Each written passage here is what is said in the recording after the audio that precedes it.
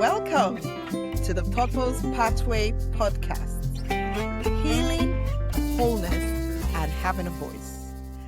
And after a brief pause, we are back in full swing. And this time around, we're back with a bang because Kemi Emmanuel has been doing a lot in the background. I introduced myself in my last episode as an author, an award-winning author now with over 34 books, and now a publisher helping people publish their stories. So this is the Purpose Pathway podcast, where we look at the pathway to purpose. How do people get to where they're going? And today I am so privileged to have someone really, really dear to my heart, because this is somebody I have been working with to publish his amazing book. Now, in this episode, we will be looking at purpose, leadership, and transformation. And today's title is Start Strong. It's called Start Strong because the person I'm going to be speaking to today, he is the author of the new book, Start Strong, an entrepreneurship book about mindset and the truth about winning in business. Details is going to be in the notes. So when we are finished, you can have a look. It hasn't launched yet, but it is about to be launched. But today we have the privilege of interviewing the author. And I am joined by a very special person who's dear to my heart. I have known him for many, many years. We have worked together in so many different industries. His name is Dr. Charles Kejeh, a seasoned entrepreneur, educator, and global thought leader in entrepreneurship. Now, when I knew Dr. Kejeh, he used to be a consultant for the EU. I remember then he used to always have to travel to the EU to talk about entrepreneurship. So he's entrepreneurship true and true. Now, from his early exposure to business, so that's one of the things we're going to look at. How did he get into business? From his early exposure to business through his family to building the De-Charles Resources, which is how I got to know him, through his De-Charles Resources business, where we collaborated and I worked with him. Dr. Kejeh has impacted education, healthcare, and enterprise with his amazing knowledge of entrepreneurship. He has helped develop different programs across the UK and beyond. Today, we are doing something special, and I'm so excited for you, Dr. Kejeh. Today, we are diving into your book, your amazing book, which has been coming for such a long time. And we are going to look at where you came from. How did you get here? That's what we're going to be looking at today. So, this book is amazing because it looks at mindset, it looks at resilience, it looks at how to win in business. So, without further ado, I would like to welcome my special guest, Dr. Charles Kejeh. Dr. Charles, please introduce yourself to my audience. Thank you very much. Thank you for having me. Of course, my name is Dr. Charles Kejeh, and I from Nigeria. I was born in Rivers State, part of Nigeria. That is a town called Emowe in Port Harcourt, that I was born. Raised up as well. Coming to the issue of business, I schooled in my community. And my late father, was the paramount ruler of the place. He was in business. was buying goods from the city and selling them in the village. He did that for a while. And the thing that I did there is that since I was in the village schooling, actually primary school, each time when I'm come back from school, I have to go to the shop, to attend the shop, then, sell goods for him. On weekends as well. Weekends, I go to the shop to sell, and then attend the shop. People come to buy in the shop, and I sell to them. And from there, knowing how to arrange goods on shelf, so that's one of the things And after that, I think after that, after that, my older brother also got into business. He has a bookshop. He had a bookshop called State Express Bookshop in Port Harcourt. And in his environs, Imo State, Abia State, all those areas, he had sites.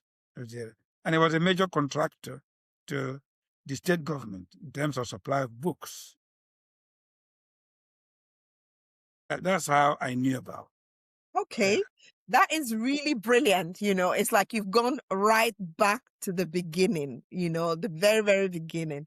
And I love that you said your brother was into books, because you know how much I love books.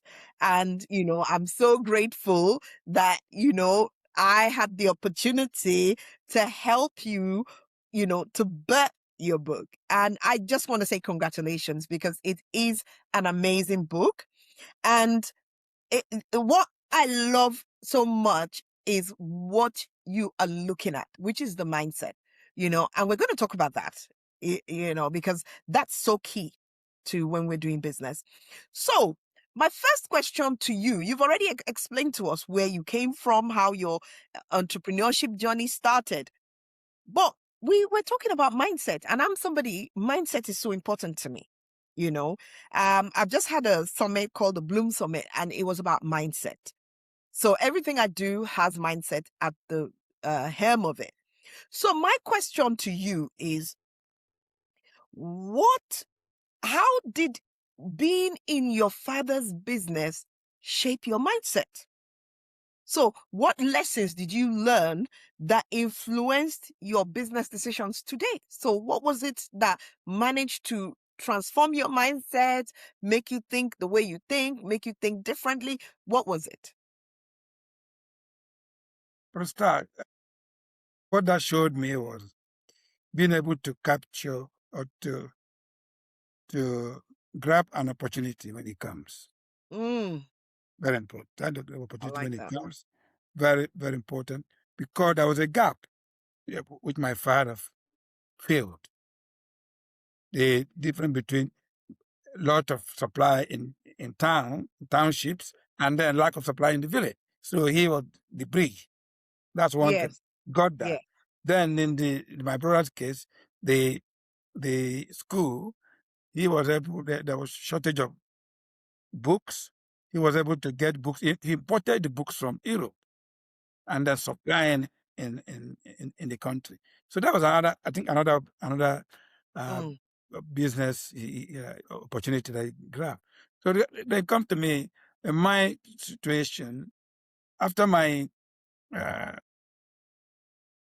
school A levels. I came to England, and the process I completed my PhD here in the UK. Then I became a lecturer in the college, and an opportunity came up again. In those days, there was shortage of teachers. About 2000, about year 2000, or 1999 to 2000, there was shortage of teachers in key subjects, maths, English, and all the sciences. Then I said I decided that I would like to go into that market. So I resigned from my lecturing job, then went into that, looked into it, and then that was 2001. De-Charles Resources was born. I Wow. set up a company called De-Charles Resources, and a lot of schools loved it. I Mm, was there supplying them books, knowing that I have an educational background, so it was they, mm, mm, they loved mm. it, and I started doing it. It was really good. It was really good. That's actually quite brilliant, Yeah. because something you said is what I want to look at first before we move on, Okay. because I was talking about mindset because you've talked about the journey, but I wanted to know what you were thinking behind that. But something you said was quite important. You said you came to the UK after you finished your A levels, but now you have a PhD. Now, a lot of my listeners will be thinking, wow, can I come to the UK with A levels and then leave as somebody who has a PhD? Those will be questions they'll be asking themselves because many people come into this country, even with degrees, and they don't know how to move forward. They're kind of stuck you know you I want to know what your journey was like. When you came here, what were the things that you had to do? What were the did people help you? What happened? It's really fascinating. Yes. Okay. I was lucky. I would say I was lucky. In those Mm, days, Rivers State government um, award scholarships, mm, and you need to come out of a certain number in a class before you get a scholarship. It's not given to everybody. okay. After your what's called the West African School Certificate, that will return then the A level. That's a thing that you must have at least two A levels to get. Mm, So I was doing my A levels when my brother said to me, "Look, Charles, why don't you go to after A level? Why don't you go to UK to study?" I said to him, "All right, fine, but I haven't got a scholarship yet. I've not finished my A level there." He said, "No, don't worry. After A level, you can go. Don't worry about it. Don't worry for the bill." And then I started whatever because I didn't tell anybody I had that I had an admission. I had admission when I was doing my first year in the A levels. Well, when I had my admission, because they said to me was provisional. You must have your papers before you come in. mm, So, mm, mm, so I told him I was going to do that.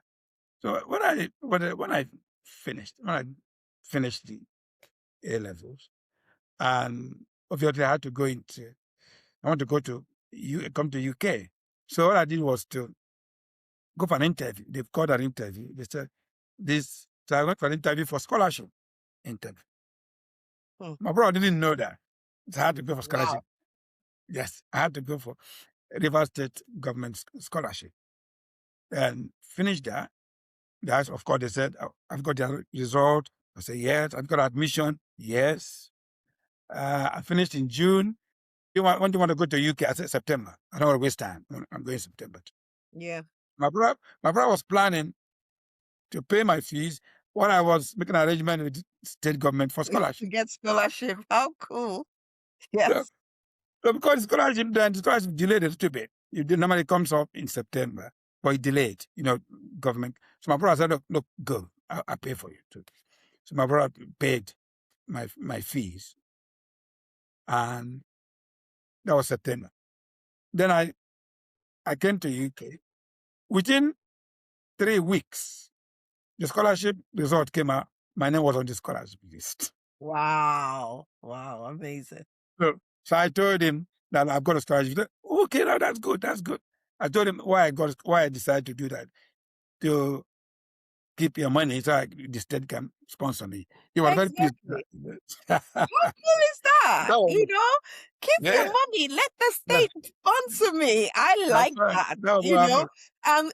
It's so encouraging, for Yes, people because we have a lot of brilliant people in Nigeria, a lot of brilliant young people, who don't have these opportunities. But when the opportunity comes, it's about having the mind to seize it, yes, because again, it's about your mindset. If you are there thinking, oh, I don't have scholarship, I can't go to the UK, I can't do this, you understand? That mindset will hold you back.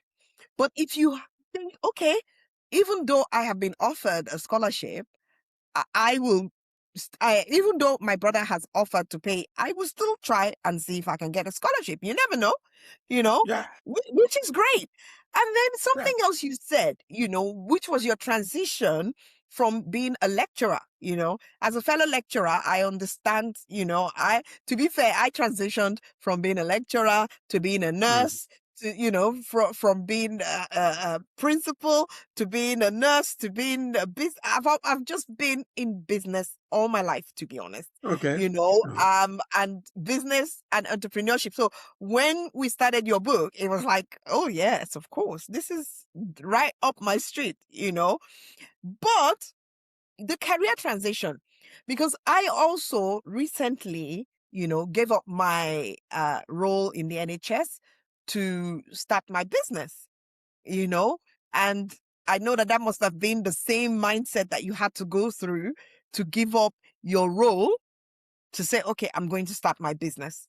So, what were you thinking of? What were the kind of things that went through your head when you were making that decision? Because obviously it's uncertainty, and this is why I think your book is called Start Strong, because it is about understanding what happens behind the scenes before that business is launched. So tell us what was going through your mind and how then did you start? Yes, I would. Yeah, that's a good question. But when I got lecturing was only a few years, after my PhD. So the good thing there is that when I finished my first degree, I went straight to master's degree. I didn't work after master's degree, I went straight to PhD. So that was what. Wow. Proper academic, innit? Then started lecturing. So coming to the lecturing, I said, look, what I did was, I said, okay, I will go into business. I said that, I'm going to business. So I registered the company in London, De-Charles Resources. There was that there's something there. I must say that there's something there. Any people who want to be in business will know. It's not a bed of roses. The beginning time is not a bed of roses. I was getting the teachers, sending them to schools, and the schools, they would teach in schools, but the schools were delaying in payment. Of course, Mm, mm. payment of, they say sometimes, normally it's 1 month, but sometimes it takes up to 2 months, 3 months, Yeah, before you you get know. paid. Mm-hmm. So the issue of cash flow, Mm. cash flow, you need to pay the teachers are paid at that time. They were paid every every week, every week. The cost supply, the cost supply teachers, every week. But you are paid every 60 days. 1 or 2 months. You can Exactly. see that was a cash flow crisis. So, Mm, and the and when I decided to go to my bank mm. to ask for a loan, the bank, I don't want to name the bank. I don't want to name the bank. No, They no, no, said, no. Let's not do that. they said, "Look, KJ, sorry, after due consideration, we're not going to give you loan." I said, even if it's £2,000, he said, no. Why? Said because it's a new business. You just started. Mm, You haven't okay. got any history, History, no credits, and history, and all that. and and Mm-hmm. uh, and some of the staff started leaving because I wasn't able. I was struggling paying them every week. So what I did, I didn't give up. What I did was I called a few of them. I said, look, let's have a meeting. What they meet? There comes leadership now. Let's have a meeting. Let me tell you the situation. I said, come. The schools, they all pay me every month or every 2 months. But is it possible I pay you monthly? They said they would think about it. So I tell you, that was done on a Friday. On a Monday, out of 11 teachers, only 5 returned. They've left to to bigger bigger agencies, because those agencies, the agencies are bigger, and they have no cash flow problem. So because I'm a starter, I'm starting, so they haven't got much confidence in me anymore. So they left. So only 5 came back. So look, that's the point. They said, we're going to support you. They said, we're going to help you support you. Yes. So they started gradually building up. I didn't want to give up by them. I'm not going to do it. But I decided to continue doing it. I lost a few teachers, but the thing is that when they request teachers, they're not there, I go as a supply teacher, even if I'm the director. I go to cover them. Of course, that comes with it. You see, you just said something really profound there, because I also ran a business where it was also that's how we met anyway. It was also about academia, and I remember we were getting funding, and there were times when the assessors were not there. And as God would have it, I was an assessor myself. I was a teacher myself, so I would go and step in. And this is the beauty of, the kind of mindset you have to have before going into business, and again, what you have shown here is resilience. You didn't say, because we can't pay you and everybody can't. You understand? You decided to pivot and look at what the opportunities were. You spoke to your staff, and I think this is where a lot of setups and a lot of businesses fail, because they don't carry their staff along. And a great leader is somebody who carries the team along. Because you're leading. And if you're a good leader, of course, some people will not stay, because they're thinking about their bread and butter. But some people think about bigger things. They think about the future. So some will hang on, and stay with you. As a Christian, I remember when I read this, and this is why, the Bible is one of the biggest leadership guides that we have. Because I remember there was a time Jesus Christ faced the same thing. And he said to his disciples, he says, well, you guys have a choice. You can either continue with me or go. And yes, some people left. Some people said, no, it's not for us. We're gone. There's people looking for you. We don't want to be part of that trouble. But some people said, where are we going to go? Where do we go? It's you that we have. And that's the beauty. So you have to find your leaders, the people who stay with you when the going gets tough. So as part of, and I think I did a write-up on leadership. And one of the things about leadership is that it has to be built into your strategy. So when you are creating your business, you have to build that into your strategy. That what if I get to this point? Will this person stay with me? It's almost like a marriage, isn't it? Yeah, that's right. Yeah. It's like having somebody you're going to marry, and you're thinking, if I don't have money, will this person be willing to stay with me? You understand? And that's the thing. So you have to create the kind of a group of people that will stay with you. So I'm really glad that you had that opportunity for them to stay. So let's move on to the next stage now. I tell you what happened. Very important thing there. Okay. When for the particular school, they were facing inspection that they followed on a Monday. And they called me on Friday. I couldn't find a teacher. So on Monday, they said to me, "Oh, Dr. Charles, can't you find a teacher still?" I said, "I can't find a teacher, but they should give me time. I'll call them in the next few minutes." I couldn't find a teacher. I got into my car to the school. Then I was having a very big car there. So, and the reception didn't know, I haven't seen me before. They told the head teacher, "Oh, we're in trouble. The inspectors are here." So the head teacher was panicking. So I got in there. When I said, "Can I speak to the head teacher, please?" I got there. He said, "Oh." I called him. I said, "My name is Charles Kejeh. I am here to cover any vacancy you have." Said, the director? I said, "Yes." He was so pleased. He said, come.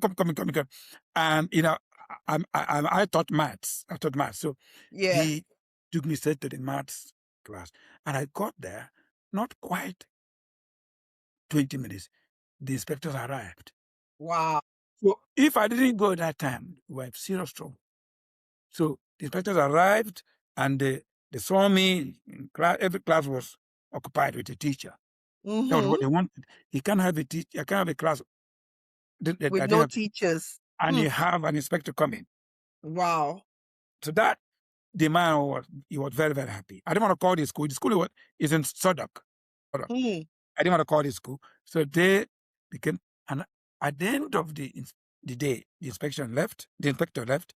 Then he called me. We had a meeting. Said to me, "As for you to have done this, I'm going to give you all the supply work in the school. Wow. And I'm going to pay you not every month. I'll pay you every 2 weeks." Wow. Yes. That is amazing. That is amazing. He was so pleased about it. He said, "For you to have left their office and come and cover, that shows determination. Yes. You want to do your business. That shows you're going to be a successful businessman." That's what he said. I said, "Thank you very much." I left.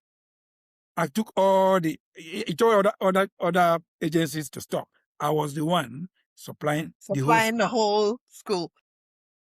That is, that is such a business lesson. That is such a business lesson, because a good leader is part of the shop floor. You cannot leave your shop floor because you think, "Oh, now I'm at the highest level, so nobody needs to listen to me anymore." You go to the shop floor, And I remember, like I said, I've had to do that so many times. I had to step in as the assessor, Even there was a time, it's funny because I was the head of a training business for a care company. And I remember there was a day, there was no carer and they needed a carer. And I've been a carer in my past. I'm a nurse now, so you can imagine. So I went. I remember it was two elderly couples, sorry. And they looked at me, and they knew something, you're not their regular carer. But I went out of my way to make their lives the best it could ever. When you are like the best thing that has happened to you. So she called me and she asked me, she says, "Are you really a carer?" And I laughed. I said, "Yes, I'm a carer." She says, "But, it's like you've gone above and beyond, And I said, "Well, yes, that's what every carer is supposed to do. We're supposed to go above and beyond, Anyway, in the end, I said to her, to be fair, I'm the managers of, the carers, and I like to come and see what they do. I like to be on the shop floor, And as a business, That is such an important lesson. No one is going to run your business for you. You have to run your business. And to be able to do that, you have to have the right mindset. You have to believe that it doesn't matter what the job is. Imagine you used to be like the head of something, and then you start a cleaning company. Your cleaners don't turn up. Are you going to say, oh, because I'm the head of whatever, I'm not going to go and clean? You have to. If you want to run your business, you have to. And that is the mindset that you have to have before you even start. You have to be ready to say, no matter what the situation is I find myself, I'm going to step up, and this is part of resilience. You remember, we were talking about resilience today. You saw how long it took us to even get to this point. We almost gave up, but I don't give up easily. Most people who know me know that I don't give up easily. So we had a lot of technical difficulties today, but we overcame it. Look at us. We're having this interview now. Imagine we had said, oh, no, don't worry. Let's leave it. Oh, we'll do it next week. Oh, you understand? Next week, all sorts of things can happen. And this is again about mindset and resilience.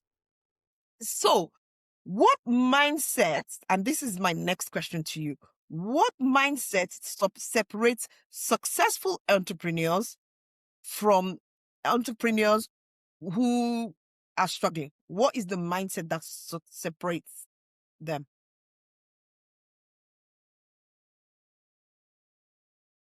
Hello, can I answer that? Hello?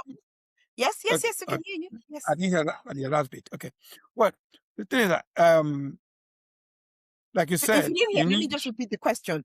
What is the mindset that separates someone from being successful as an entrepreneur and somebody who is going to struggle? What kind of mindset should you have? Well, you have to make it. You already, like you've already said it. You have to make a decision. You don't because you're a director as I am. You're a director doesn't mean you don't have to assist your company when when you have a challenge. You need to come do something. So that the mindset you have to do anything that will make your business progress.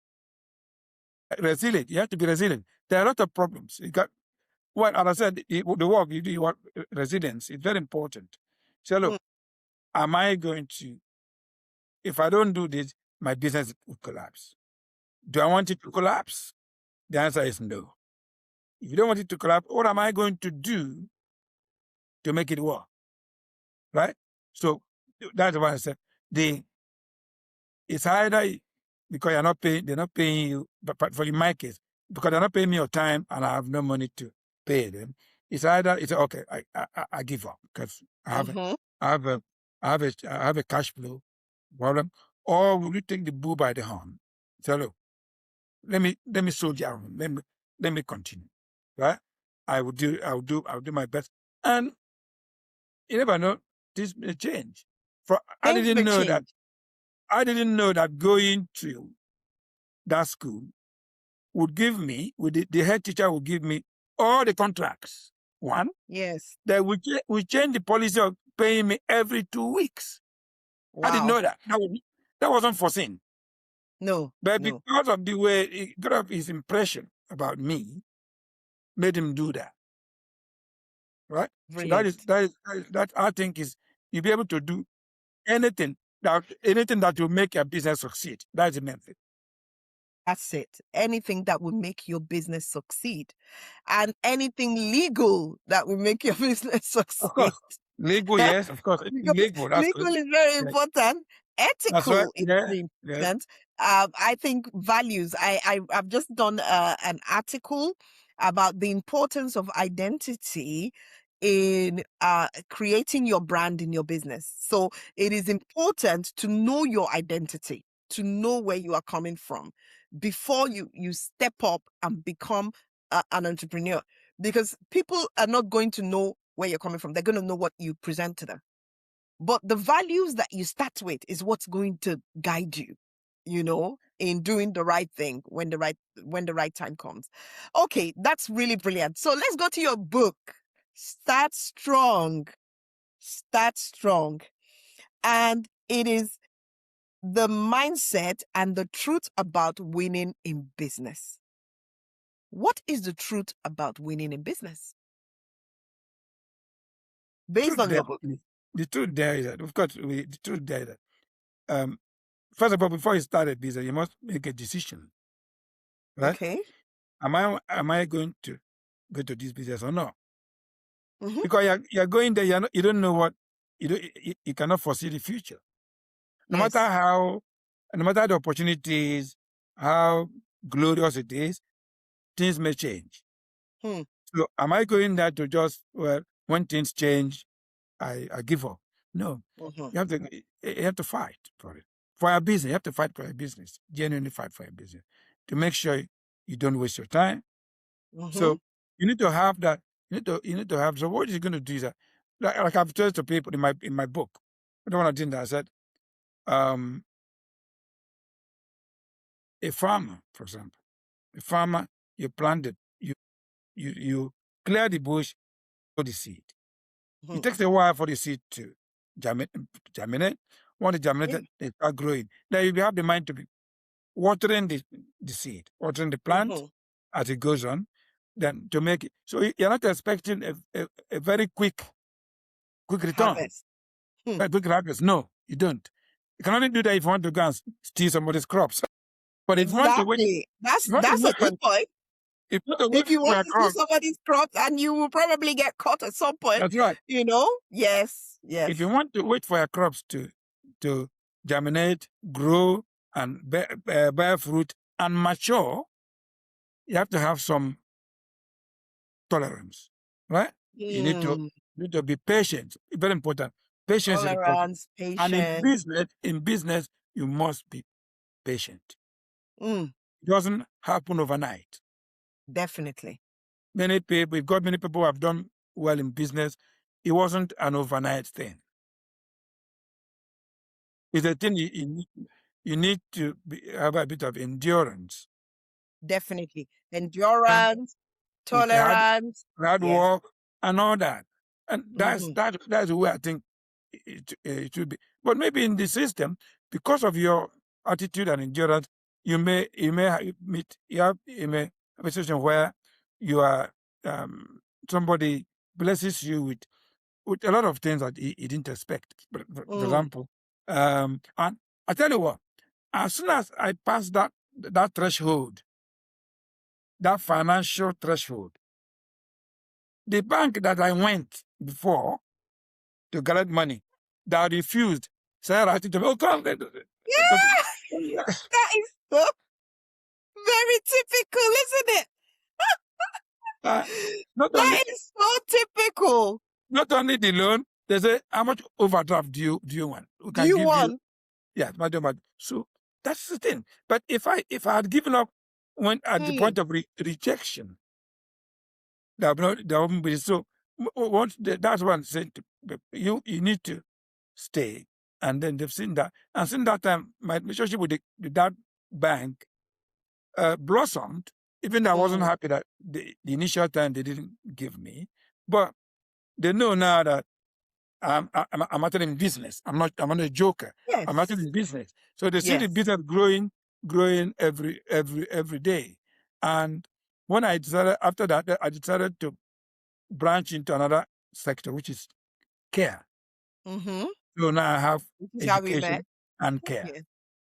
That's brilliant. So that also pushed up the value of the company as well. Because I'm not doing two major sectors, education and care. Now, something is important here, because obviously we met when you were doing care, because I was doing care, and I used to come and teach and assess, your carers. I remember going to homes on your behalf and things like that. Yes. So, but there was one thing you were doing then, because I know then you used to say to me, "Oh, I'm traveling to Belgium," because you were part of the EU. You were a consultant for the EU. You haven't mentioned that, you know. So that is the beauty of business, isn't it? Business can open so many doors for you, you know. And first of all, before we go to that, before I forget this, I wanted to talk about your plant analogy, because, like I said, I've just started this Bloom Summit where it's about, I use the rose because I just wrote a book called The Woman in Red. And The Woman in Red is about leadership and resilience as a leader, because we talk about the rose, and the rose has thorns around it. So the thorns does not stop the rose from blooming, So it's the bloom stands for becoming limitless, owning our mindset. So to be limitless, you have to own your mindset. So as an entrepreneur, because I deal with mostly entrepreneur and career with women and men, you have to own your mindset. And this is what we were saying. Now, I like that you use that, because I use that with the rose as well, because the rose is a plant. When you put it into the ground, it doesn't just come up, like you said. You need to water it. But while it's in the ground, there will be maggots that will come to it. There will be all sorts of ants and things that will go around its roots. There would be all sorts of, somebody might come and step on the roots. Maybe one part of it might damage, and then the other part will have to stick itself up and, But what happens is that the rose does not give up until it becomes a flower and it blooms. And in that bloom, there are many different layers to it. You understand? When you see a rose, you can see layers, because there's so many different aspects in which you can bloom. And that means owning your mindset in different aspects of life. So you mentioning that, there is resilience, there's tolerance, there's all these things. Those are the key to business. People think that having a business, I can't start a business because I don't have money. That's not the key to business, because you started the business without money. I've started businesses without money. You understand? Because banks will not give you until they see that you're doing well. So you have to find different ways. And I know that in the book, we talk about different ways of raising finance, which is very, very important, understanding that there are multiple ways by which you can raise finance for your business. And I like to talk about this because when I also started my business, because I started writing, as an author. And I remember even my children thought it was a hobby. To be honest, it was a hobby, when I first started. It was a hobby. I enjoyed writing. Writing was helping my emotional state. It was helping me blossom. But again, that hobby became my purpose. Then it became my business. And that's how I can be talking to you today. Because I decided that I was going to share my passion with the world. And this is what I say to people. Business is about sharing your passion with the world. And that is what you have done in your book, But the reason why I love your book so much is because it's not about the actual business. It's about what you need to have before you even jump in. What are the things that you need to look at before you even say, I'm starting a business? Because like you said, there'll be times when people will leave you. There'll be times when the money will not come and the bills are still there. What do you do? So tell us what inspired Start Strong, which is where we should have started. What inspired Start Strong? What made you start strong? All right. The thing is that when you say start strong, it's good to start strong, but you're not going to be overly strong. You can't wait until you're overly strong. No. Actually, ultimate. For example, I would say you should go to a business that you have a bit of idea. Very bit of idea about the business. Otherwise, you wouldn't. If you don't have no idea, you may not start strong. Right? You need to do that. Why you have a bit of idea. Even when I saw the opportunity, I didn't go to start supplying teachers immediately. What I did was, when I left the lecturing, I went to work for 4 months as a supply teacher. Yes, Wow. I did that. So that you Yeah. know why? So that I will know the system in secondary school, Mm-hmm. which is different from university. That's true. Secondary school system is different. So I was there. I worked for a company called Hayes Hayes, I remember. I worked for Hayes many years ago. I went there, and they Actually, were sending me to different schools. yes. That was why I got the knowledge of supply teaching. And Mm-hmm. I was I was there when the shortage of teachers came. So there were a lot of all over the place they were looking for teachers. That made me resign and set up the company.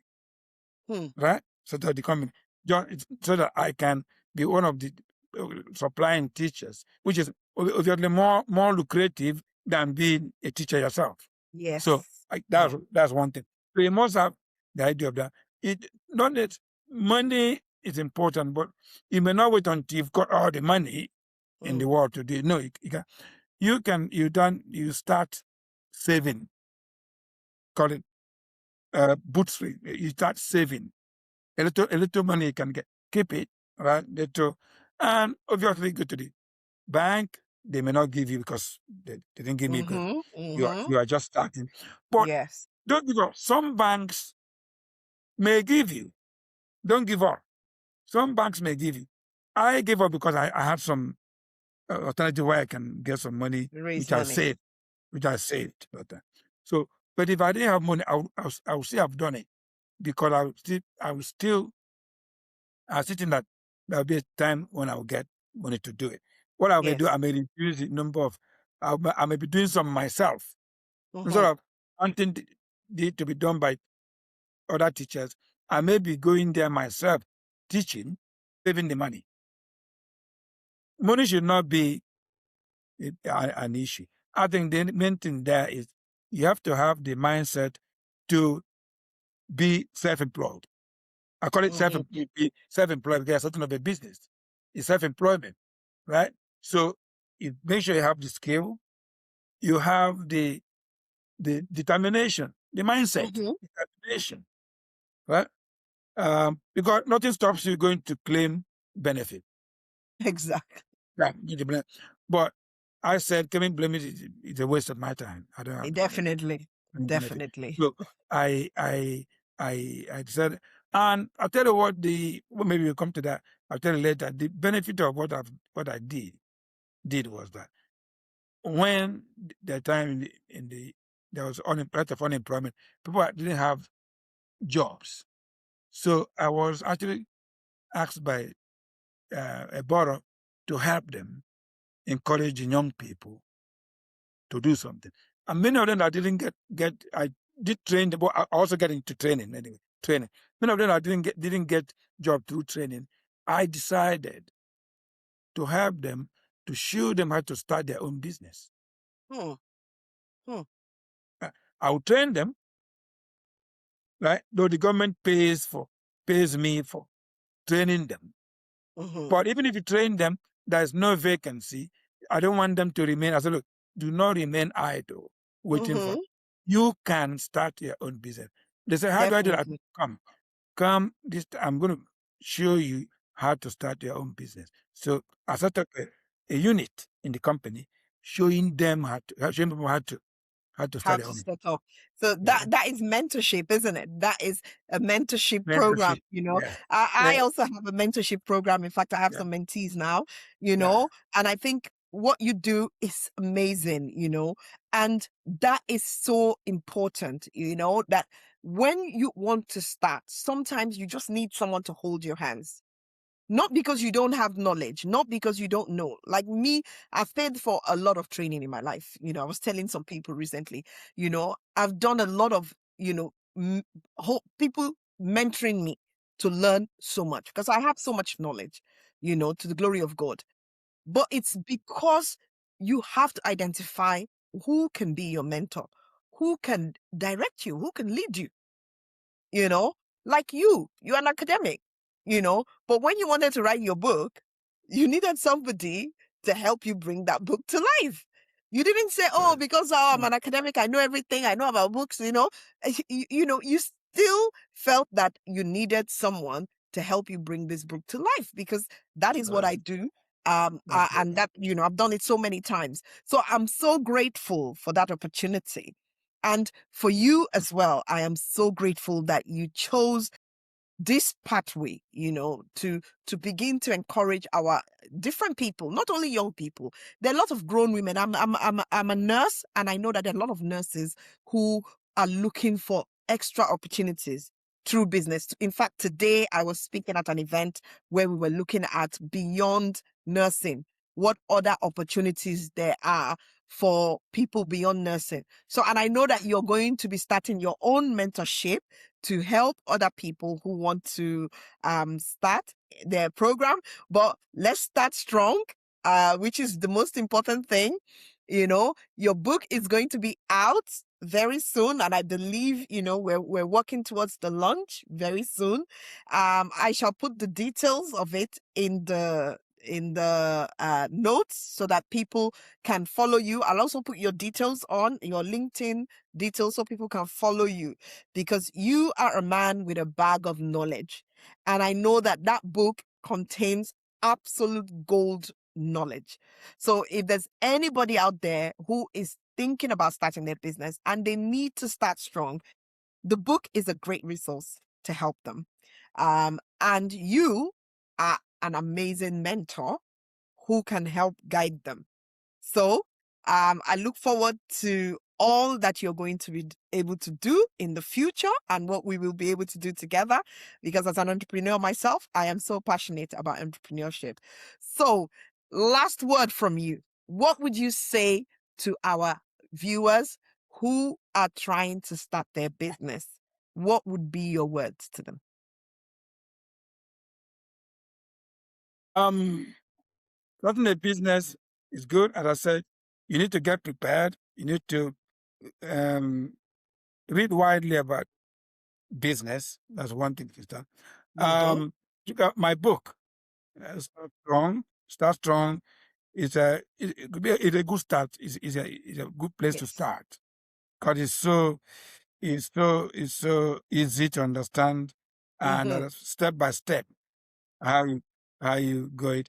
At the end of it, I also put in common mistakes. Yes. Common mistakes, so that if you read that, so you don't fall into that mistake people make. So a lot of things, how to assess your chances. That's it. Is all the environmental factors.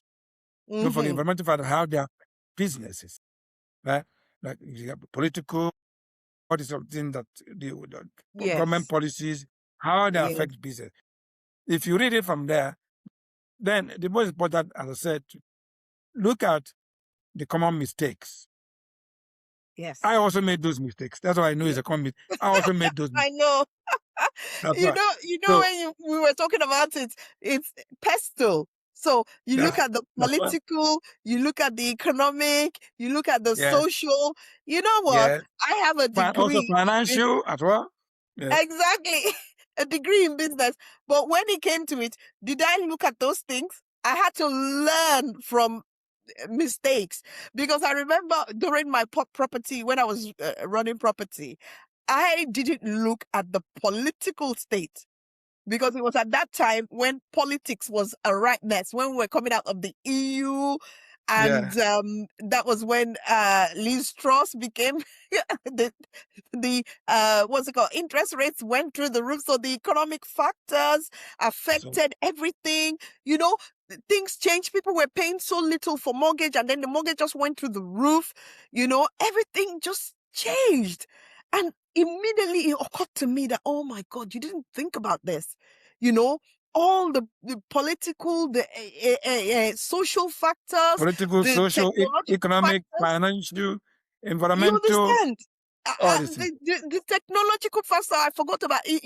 Then was when AI was coming out, and then obviously we had the pandemic. That was another thing we didn't even think about. You understand? The pandemic came. Who thought about the pandemic when they were doing business in those days? Nobody. Nobody. Nobody. So Nobody. many businesses closed down because no one thought about the pandemic. So now, if you are running a business, you have to think, can my business operate if there is a pandemic? Can my business operate if tomorrow we have labor today, tomorrow it becomes conservative? Can my business operate?